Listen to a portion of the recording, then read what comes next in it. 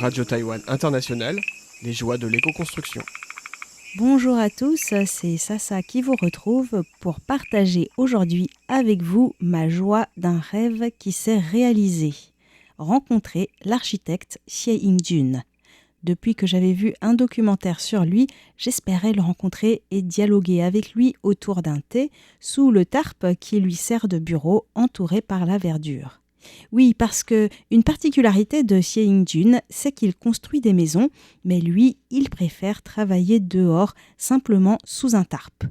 J'ai rencontré une jeune Taïwanaise, ancienne membre de son équipe, qui m'a confirmé que c'était bien son quotidien, quelle que soit la météo, et pas une fantaisie qu'il met en avant quand il reçoit des visiteurs ou des journalistes. Ça montre déjà à quel point Xie Yingjun est un architecte atypique. Si je voulais dérouler son CV, j'en aurais au moins pour 20 minutes, tellement il a réalisé de projets aux 4 coins du monde. Il a aussi représenté Taïwan à la Biennale d'architecture de Venise en 2006. Alors plutôt qu'un inventaire à l'après-vert, je dirais simplement qu'il s'est spécialisé dans la reconstruction après les catastrophes telles que les séismes et les typhons. Son mode d'action, c'est une structure en acier modulable et la coopération avec les populations locales pour remplir les murs avec des matériaux naturels en fonction de ce qui est disponible sur place. Construire vite, pour presque rien, en s'entraidant et en limitant l'impact sur l'environnement. Le résultat est à la fois sobre, beau, écologique et accessible, ça fait rêver.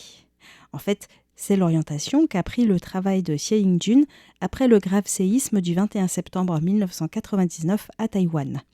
Xie Yingjun a joué un rôle très important pour reloger les autochtones qui avaient été évacués.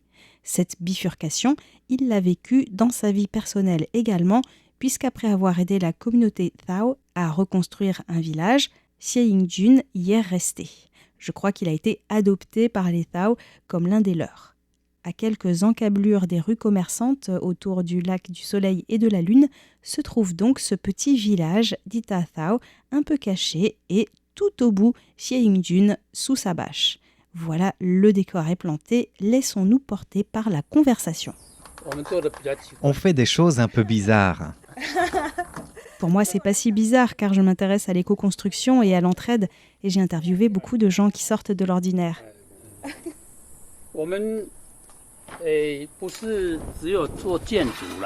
En fait, nous ne faisons pas que de l'architecture. Nous nous intéressons aussi à tout ce qu'il y a autour. Les gens, leur culture, leur communauté, les activités économiques.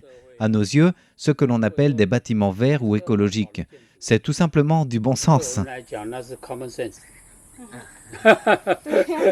Oui, et le facteur humain, c'est ce qu'il y a de plus difficile, non ? Oui, bien sûr, c'est ça le plus difficile. Mais si les gens sont pauvres, s'ils sont dans le besoin, en général, ça se passe bien, car ce sont les plus proches de Dieu. Et il y a quand même beaucoup de pauvres qui préféreraient vivre dans des gratte-ciel.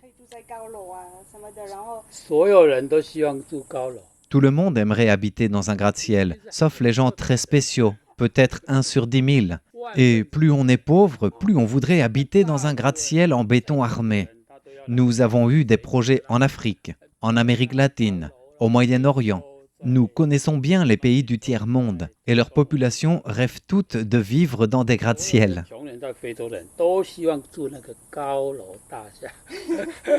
Alors comment communiquez-vous avec eux pour leur montrer la valeur des constructions que vous faites ? Ça ne vaut pas la peine d'expliquer, car il n'y a pas grand monde qui est prêt à écouter. Simplement, dans les conditions objectives dans lesquelles ils se trouvent, ils ne peuvent qu'accepter de faire comme ça, c'est-à-dire de construire d'une manière respectueuse de l'environnement. S'ils acceptent, c'est parce que, la plupart du temps, ils n'ont pas le choix. Comme ici, par exemple, la communauté Thao, là où je vis.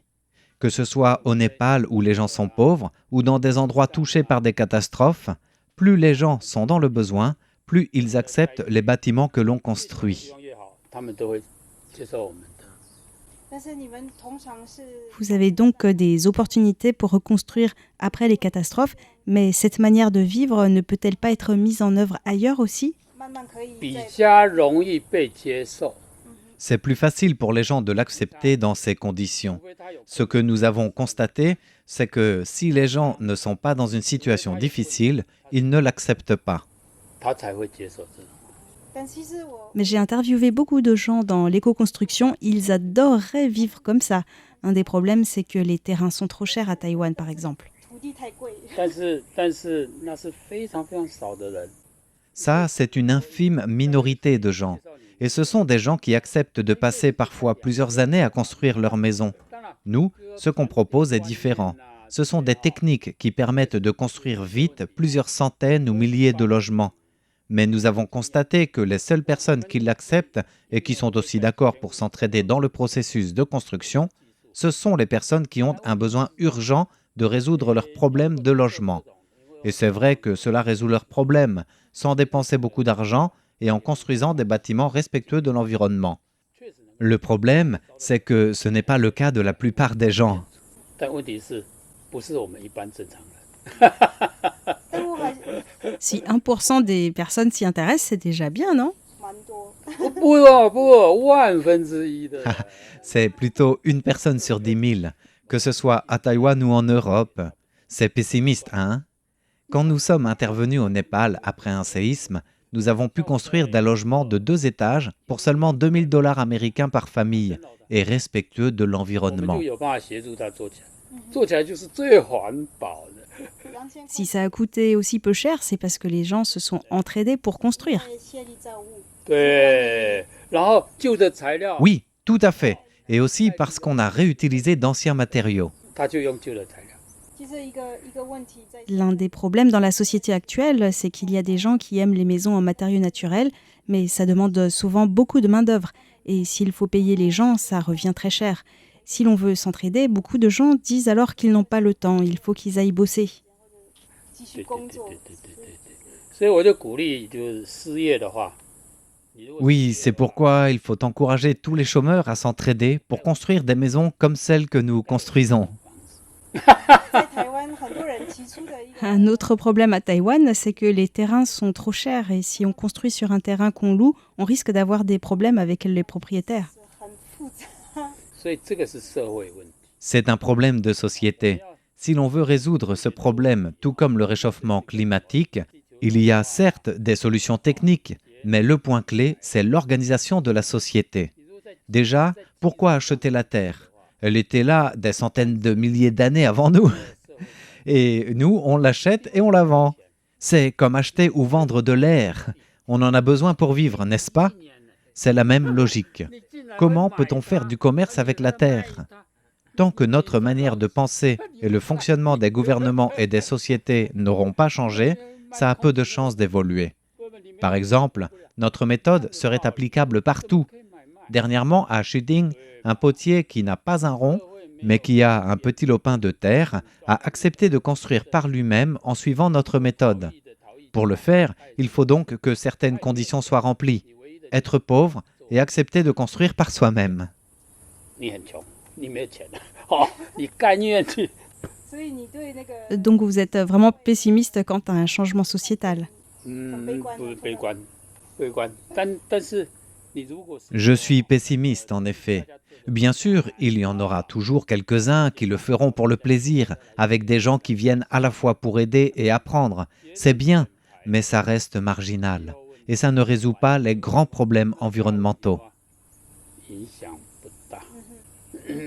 Donc on peut simplement commencer par soi-même, mais changer la société, c'est...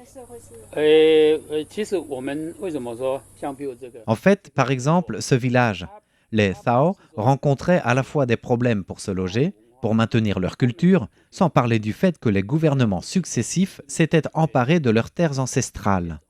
Il y a 25 ans, quand nous sommes venus ici les aider, nous avons dû protester contre le gouvernement jusqu'à ce qu'il accepte de leur rendre leurs terres.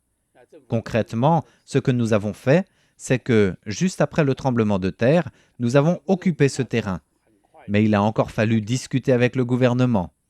Aujourd'hui, je pense que le gouvernement ne reprendra plus ces terrains, mais ces maisons sont encore des maisons temporaires.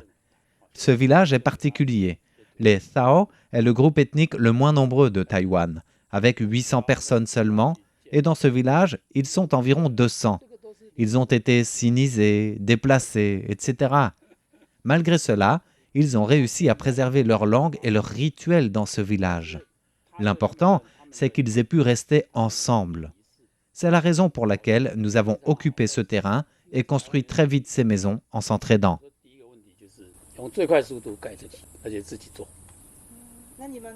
Vous avez mis combien de temps? Environ 3 mois. En fait, le temps que le gouvernement réalise, on avait déjà tout construit. Et en plus, de manière respectueuse de l'environnement, pour pas cher, avec du bambou de la montagne d'à côté. En Chine, on fait aussi souvent pareil.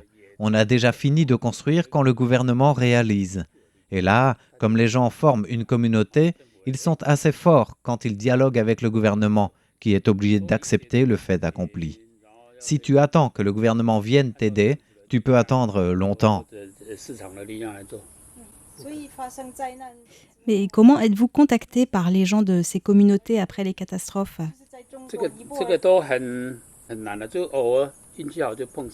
C'est par chance, le bouche à oreille, quelqu'un qui nous connaît. Il faut dire qu'il y a relativement peu de personnes dans le monde qui font ça comme nous. Mais à Taïwan, par la suite, il nous est arrivé d'avoir été contactés, mais que le gouvernement ne nous laisse pas opérer.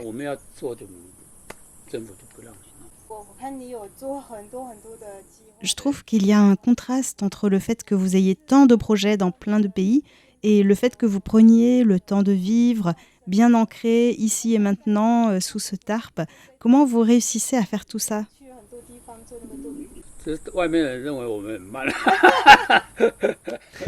Il n'y a que les observateurs extérieurs qui trouvent que l'on travaille lentement. Il y a quelques années, on avait même un projet assez gigantesque de logements sociaux au Ghana en Afrique. Mais malheureusement, à cause du Covid, cela n'a pas pu se faire. Je travaille avec une équipe.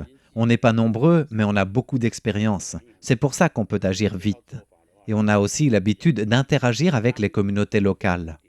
Au Ghana, par exemple, c'était une institution américaine qui avait octroyé des fonds au gouvernement pour ça. Mais les architectes américains ne savent pas le faire. Tu imagines un architecte de New York construire des logements sociaux au Ghana? Ça ne marcherait pas. Mais nous, on peut le faire en lien avec les habitants.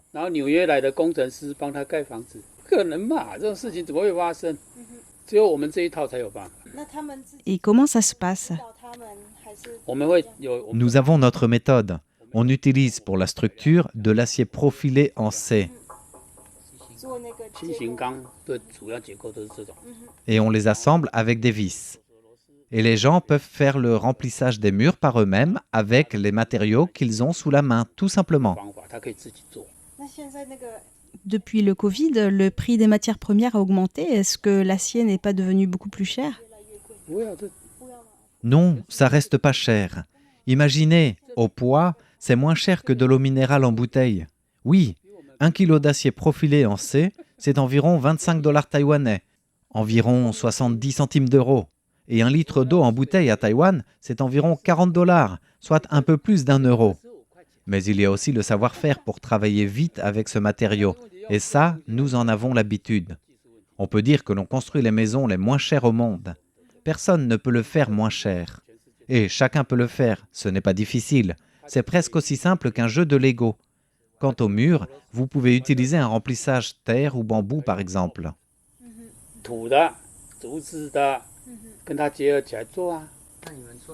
Et vous pouvez construire jusqu'à combien d'étages? Jusqu'à 50 étages, mais dans ce cas, il faut le combiner à du béton armé. Sans béton armé, juste avec des poutres et piliers en acier profilé en C, on peut monter jusqu'à 4 étages. Et d'où vient ce matériau? Taïwan n'a pas de mine de fer, ça vient de quel pays? Des mines de fer, il y en a par exemple en Australie, en Afrique du Sud, en Chine, etc. Puis l'acier est produit dans des usines et c'est vendu sur le marché international. Les poutres et piliers que nous utilisons sont plutôt légers. Le coût de transport est donc assez faible. Pour construire 1 mètre carré, on a besoin de 20 à 27 kilos d'acier.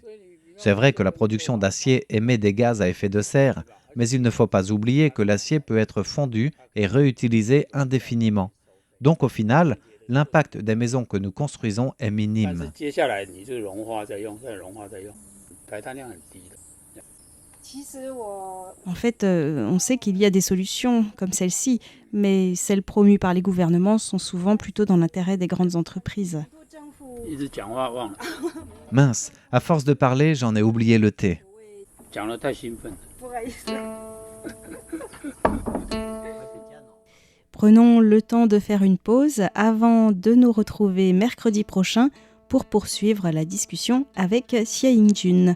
En attendant, je vous invite à aller voir sur la page internet de cette émission le fameux documentaire qui m'avait fait rêver et qui est sous-titré en anglais, ainsi que des photos des réalisations de Xie Yingjun. À bientôt! 为着什么事跑了车，游原地中别离。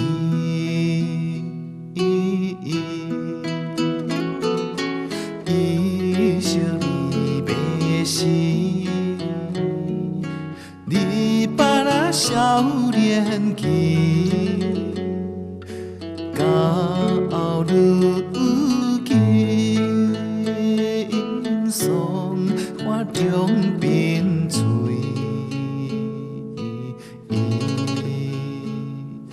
叹一声青春不再来。